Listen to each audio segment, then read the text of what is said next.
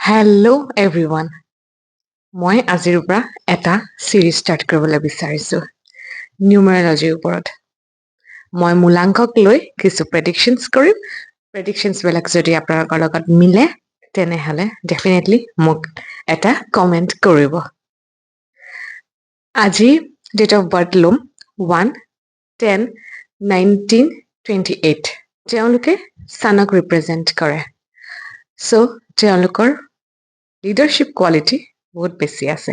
তেওঁলোকে লিড লৈ বহুত ভাল পায়, বেলেগৰ অৰ্ডাৰ্ছ লৈ বেয়া পায়, খুব বেছি ডিমাণ্ডিং হয়, এগ্ৰেছিভ হয় আৰু ষ্টাবাৰ্ণ হয়।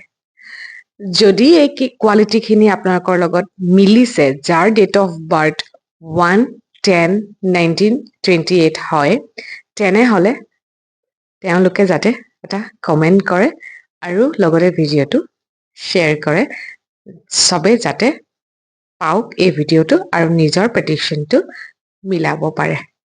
ধন্যবাদ।